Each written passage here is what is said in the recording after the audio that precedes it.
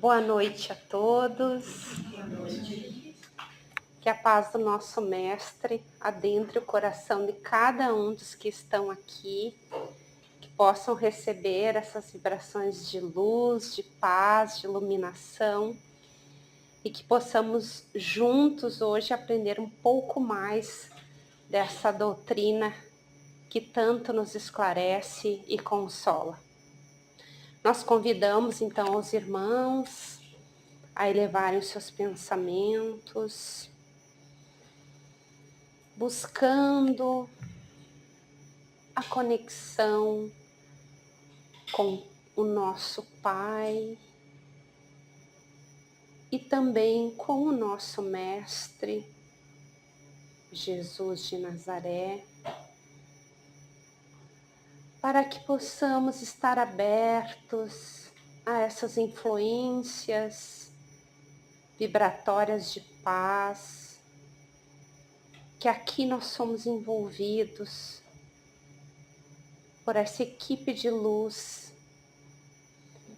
que nesse momento envolve a cada um de nós, sabendo das nossas necessidades, nos traz a certeza de que Deus sempre nos ampara. Que assim seja. Queridos irmãos, então hoje nós vamos tratar de um tema que é muito recorrente nos dias atuais, que são então as separações dos cônjuges, as separações do casamento, onde nós vamos então, através dos ensinos da doutrina espírita, vamos nos reportar quase todo o tempo sobre esse livro, Desafios da Vida Familiar. Esse livro foi psicografado pelo Raul Teixeira, do seu espírito, ditado pelo espírito mentor dele, o Camilo. E entre outros, também outros livros da doutrina espírita. Então vamos entender um pouco quais são as causas de tantas separações nos dias atuais e também o que nós podemos fazer para mudar esse quadro, para evitar que essa separação aconteça, desde que, claro, isso seja num patamar aceitável, né, que haja realmente uma questão que não tem como, às vezes, conciliar aquela convivência daquele casal, que às vezes traz mais mal para si próprio e às vezes até para a família em si, os filhos, do que propriamente essa separação em que cada um segue a sua vida nesse momento. Mas então vamos iniciar nos reportando ao Evangelho segundo o Espiritismo, onde no capítulo 22, o Allan Kardec fez exatamente esse capítulo sobre a questão da separação, onde lá o título do capítulo é Não separeis o que Deus juntou. E fala exatamente no capítulo 5 sobre o divórcio, em que o divórcio é lei humana, que tem por objeto separar legalmente o que já de fato está separado. Não é contrário à lei de Deus, pois que apenas reforma o que os homens hão feito e só é aplicável nos casos em que não se levou em conta a lei divina. Porque os relacionamentos entre os casais que são unidos com essa questão do amor são aqueles que perpassam o tempo, as dificuldades, os desafios.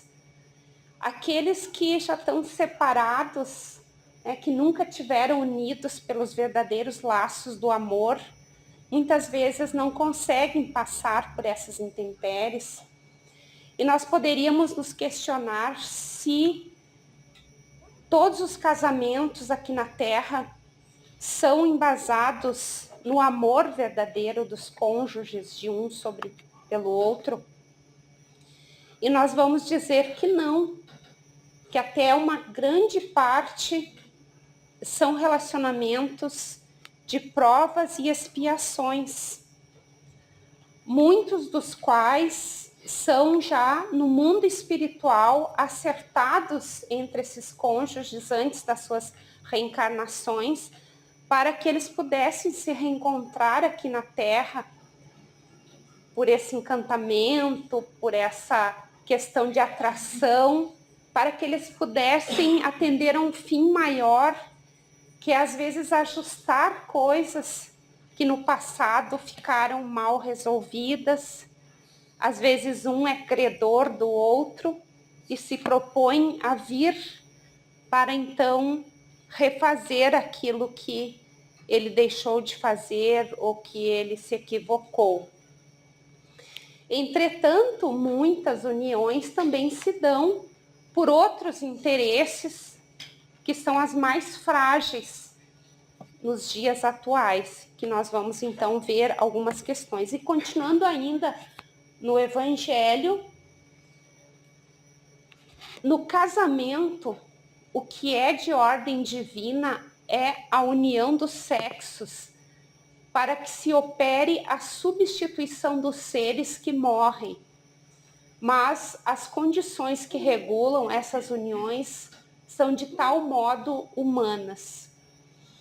Então, nessa questão, nós vamos entender que Deus, propriamente, faz com que haja essa união conjugal para que possa haver a reencarnação, que nós sabemos que é uma imposição da lei divina, que o espírito tenha que reencarnar para poder progredir e também auxiliar a humanidade, com a sua cota, com o seu saber, com o seu progresso, auxiliar a própria humanidade. Então, nós necessitamos reencarnar. Se não houver a família, não houver esse casamento, não haveria a perpetuidade da espécie humana, acabaria. Então, num primeiro momento, a união conjugal deixada por Deus é com esse fim. E o que regula aí essas uniões conjugais são as leis humanas. Então, cada país tem as suas próprias leis. Entretanto, é importante nós também refletirmos que Deus é o nosso Pai e que nós somos todos irmãos. Então, eu sou irmã do meu marido, ou da esposa, do meu filho, do meu amigo, nós somos todos irmãos.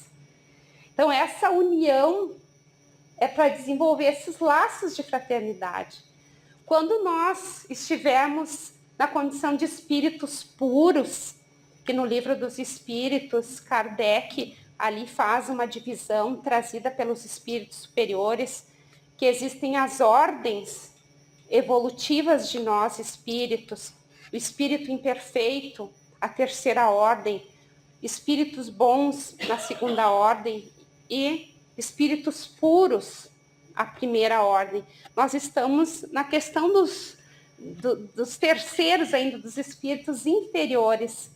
Então ali há essa necessidade do casamento, dessa questão também dos sexos, mas com o progresso evolutivo, quando nós não necessitarmos mais reencarnar, vai ser a questão, então, fraternal. Nós vamos nos ver como irmãos, porque no Espiritismo não existe a alma gêmea, a pessoa que vai ser a minha metade, a minha alma, a minha cara metade, a minha alma gêmea, a metade da laranja. Não existe isso. No Espiritismo, nós podemos ser todos que estamos aqui almas gêmeas, que almas gêmeas são aqueles que têm as mesmas afinidades, os mesmos gostos, que estão muito próximos, são muito parecidos, ou seja, estariam mais ou menos na mesma ordem de progresso, de evolução. Então, somos almas gêmeas. Eu posso ser mais alma gêmea das duas amigas aqui do que eu seja do meu irmão, do meu marido ou do meu cônjuge.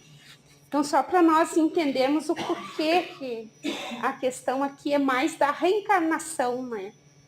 Mas nós vamos desenvolver esse amor. E essa pessoa que está comigo hoje, como meu cônjuge, eu vou amar ela.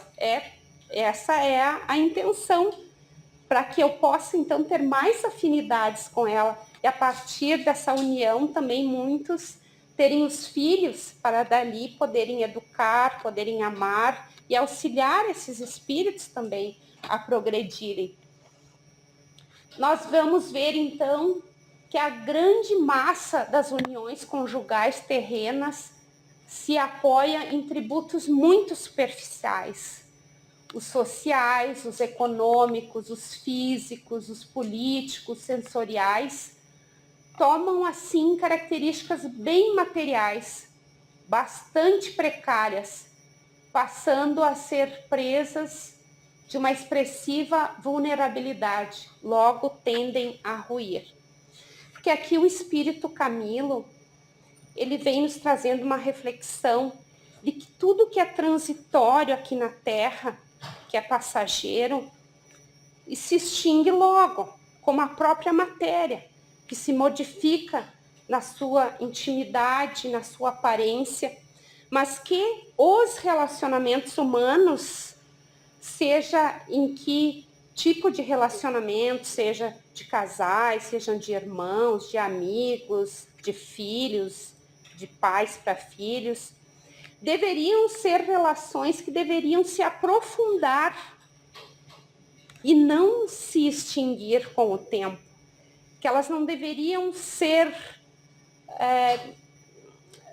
assim, terminar num curto espaço de tempo, ou terminarem, que elas deveriam ser união de almas, que essas almas continuassem juntas, que essas almas pudessem, então, crescer juntas para Deus, evoluir para Deus. Entretanto, devido a essas questões aí, esses atributos muito superficiais que nós estamos alicerçados, as nossas uniões, nós acabamos, às vezes, se desvinculando daquela pessoa.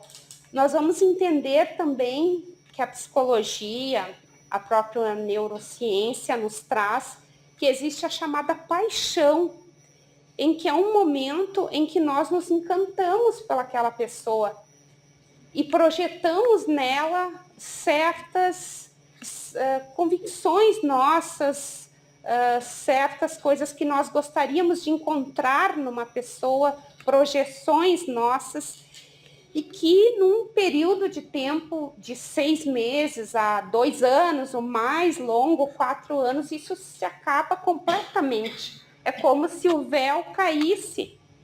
E como muitos, às vezes, nessa fase, já partem para um relacionamento mais duradouro, para morar junto, para um casamento, alguns já têm filhos, e às vezes não perdura essas relações, porque é muito fluida, é muito líquida, é muito instantânea.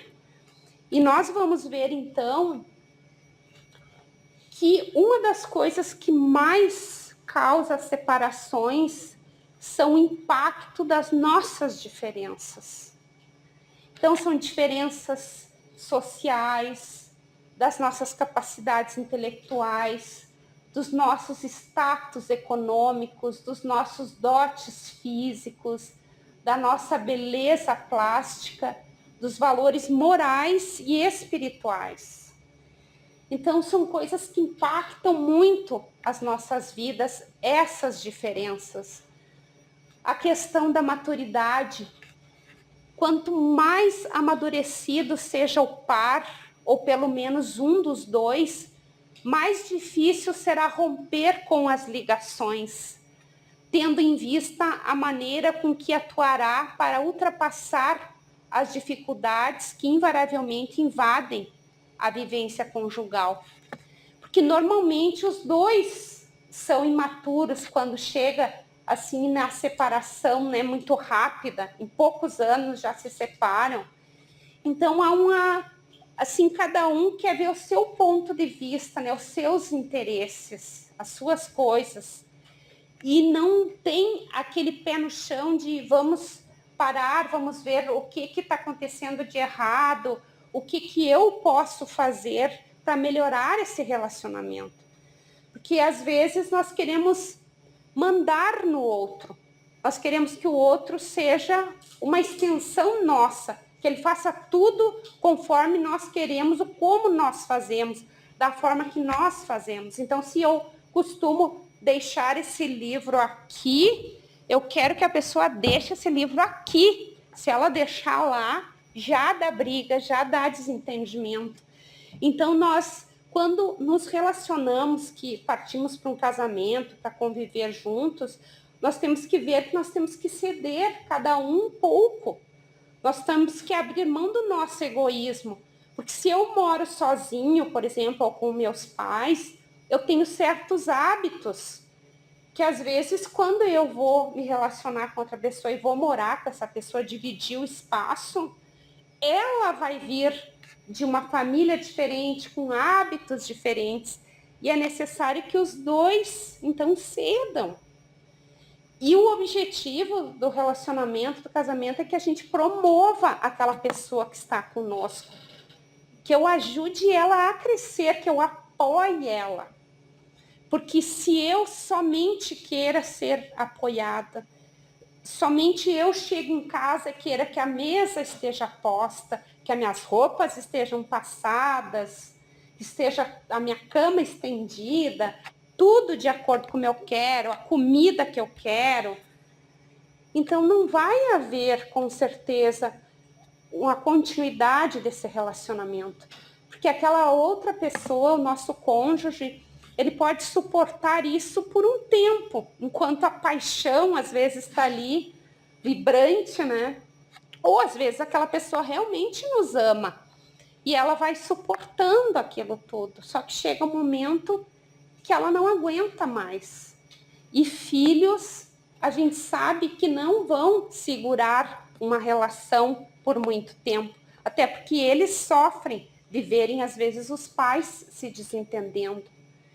Então é necessário às vezes que nós resolvemos pelo divórcio para que haja a felicidade de todos, né? É uma das últimas coisas, mas se é necessário, nós temos que seguir em frente. Então é necessário o diálogo, nós sentarmos para conversar, abrirmos o nosso coração, sermos sinceros. Não é chegar acusando o outro. Porque quando tem um desentendimento, não é falha, às vezes, só de um.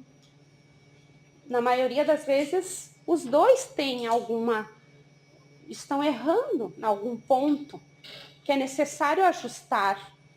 Então, se nós conversarmos olho no olho, francamente, com respeito, com educação, nós vamos conseguir vencer essa fase, às vezes, transitória.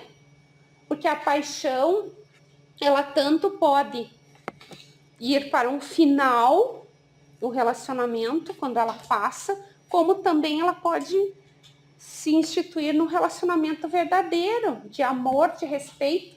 E às vezes aquela pessoa, a gente passa a admirar as qualidades dela também, né? Se ela é respeitosa, se ela é amorosa.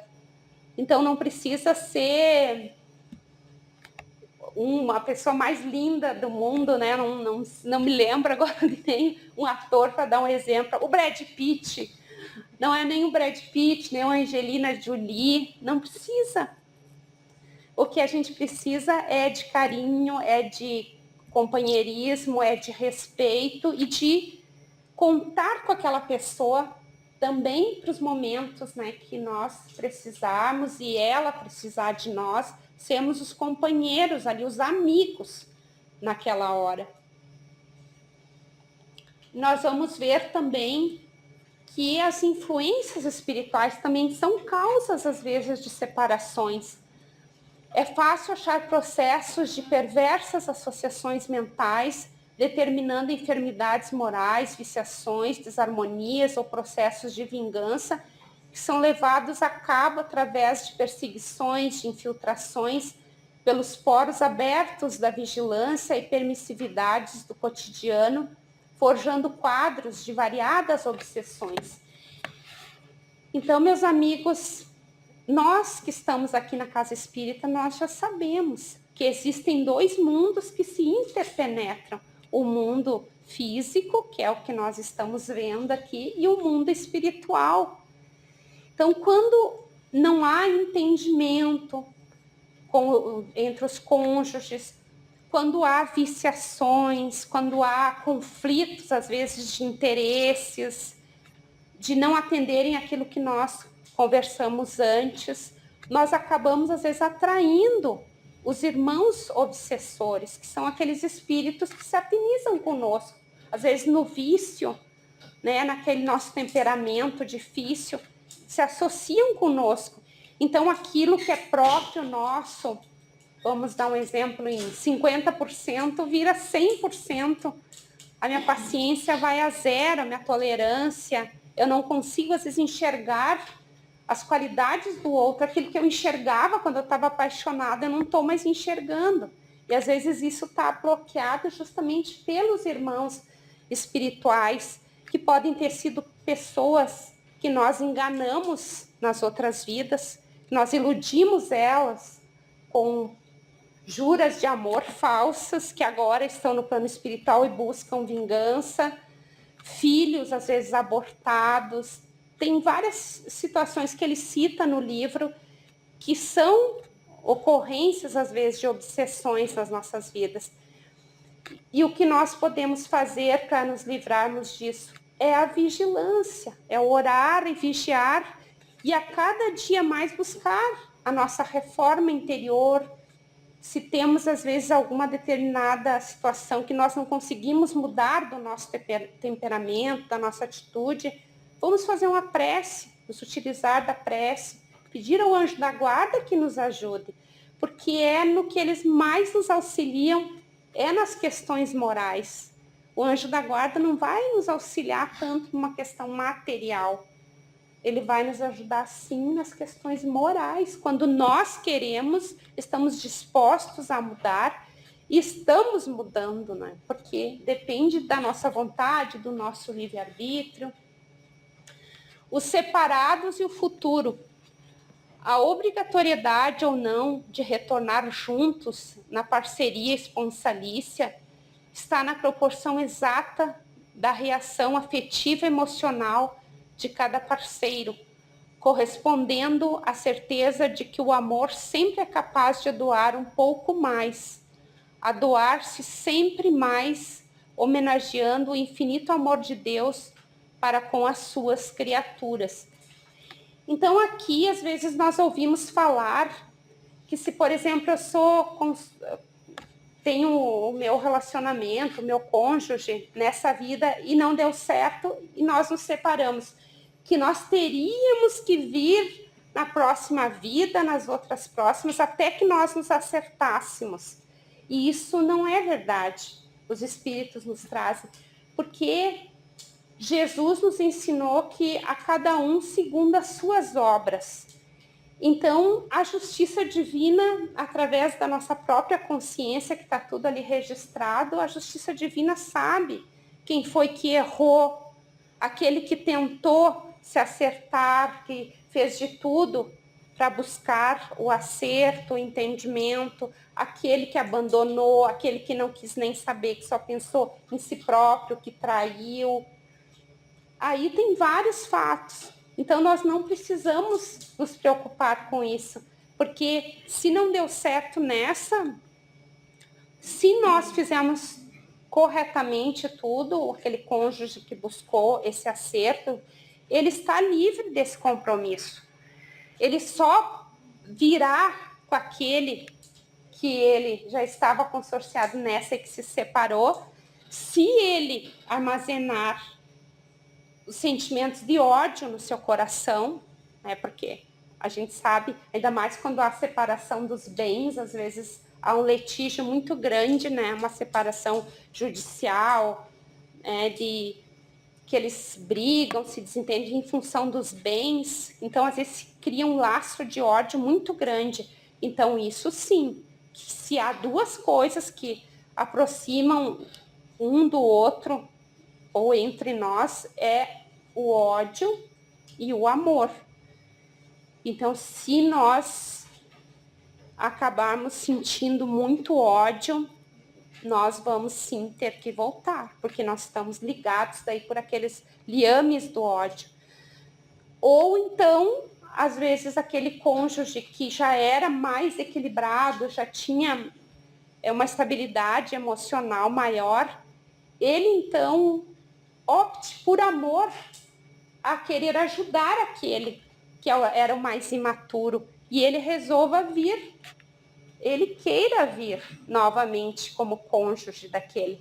Isso nós vamos ver em várias obras espíritas, no Nosso Lar, que a mãe de André Luiz, ela prepara a sua reencarnação, ela que já era um espírito bem mais evoluído, para retornar com o marido novamente, e as duas amantes do marido como filhas, mas são espíritos mais evoluídos, né? Então nós não precisamos ficar com essa coisa que nós vamos ter que voltar. É importante o diálogo, que nós já falamos, a higiene moral. Não se trata de afirmar que um cônjuge está atado ao outro irremissivelmente, sem qualquer chance de mudar a vida complexa, complicada ou um relacionamento patológico. Trata-se de aplicar todos os esforços justos e dignos a fim de que a dupla aprenda e se renove, crescendo para Deus, criando sua família nesse cadinho de lutas nada fáceis, chamado família. Então, se nós estamos num relacionamento ali que está sendo, às vezes, abusivo, que está sendo deprimente, que a gente se sente mal, que não está conseguindo evoluir, que aquilo ali só se complica cada vez mais, é aconselhável, então, a separação para que cada um siga a sua vida, então, e não se comprometa mais ainda, ou seja, não crie mais laços de ódio para as próximas vidas. Que a gente se separe, então, e continue, né, cada um, às vezes, encontrando outro cônjuge, outra pessoa que se afinize mais, mas ficar ali naquela briga constante em que a pessoa não tem nem vontade de chegar em casa, porque o lar da gente é uma bênção e nós nos sentimos tão mal a ponto de não querer nem ir para casa, preferir ir para um bar, preferir ir para cá, para lá, para fugir do cônjuge. Não é vida, não é o que Deus quer para nós. Então é preferível que a gente dê uma finalização nessa separação e cada um siga livre, porque Deus quer que nós sejamos livres, que a gente tenha também o nosso livre-arbítrio, né, respeitado e não tolhido pelo outro. E para finalizar, é importante o hábito da oração. O uso da oração no lar, no entanto, torna-se precioso auxílio no fortalecimento dos laços de amizade, de respeito e de amor, seja do casal, seja dos demais membros da família. O Espiritismo sempre nos ensina a fazermos o Evangelho no lar. Que o Evangelho no lar é uma prática espírita que vai trazer, então, essa aproximação da família, essa união da família, e vai criar também uma vibração positiva naquele lar, para que influências inferiores não adentrem o lar e que aquele casal se fortaleça. E que diante das provas e expiações que todos nós que estamos encarnados vamos ter que passar, que eles possam estar unidos e que essas dificuldades não sejam um fator de separação, mas que eles possam, através do Evangelho no lar, então desenvolver também, além da proteção espiritual, reforçar os seus sentimentos, seus laços de amor, de fraternos também com a família, com os filhos. A prece é um lenitivo para a nossa alma. A prece é o que mais nós devemos buscar em todas as situações, mas no lar em primeiro lugar, porque o lar é aonde nós estamos, não é as paredes materiais daquela casa, mas é o ambiente espiritual, psíquico que nós criamos, que estamos mergulhados ali. Quanto mais pacífico, mais harmonioso, nós vamos ter mais coragem, mais força e ânimo para resolver as dificuldades que nós iremos enfrentar. E por fim, nós queremos ler um poema do livro O Profeta, do poeta Khalil Gibran. Então Almitra falou novamente e disse: "E sobre o casamento, mestre?" E ele respondeu dizendo: "Vós nascestes juntos e juntos permanecereis para sempre. Estareis juntos quando as brancas asas da morte acabarem com os vossos dias. Sim, estareis juntos, mesmo na silenciosa memória de Deus. Mas haverá lacunas em vossa união. E deixem que os ventos dos céus dancem entre vós. Amai um ao outro, mas não façais uma ligação de amor. Deixai que seja como um mar em movimento entre as praias de vossas almas. Enchei o cálice um do outro, mas não bebei do cálice do outro. Dai um ao outro do vosso pão, mas não comei do mesmo pedaço. Cantai e dançai juntos, e sejais alegres, mas deixai que cada um fique sozinho. Assim como as cordas de uma lira são sozinhas, apesar de vibrarem com a mesma música. Dai vossos corações, mas não para que o outro os guarde. Pois apenas a mão da vida pode conter vossos corações. E ficai juntos, mas não juntos demais. Pois os pilares do templo ficam separados.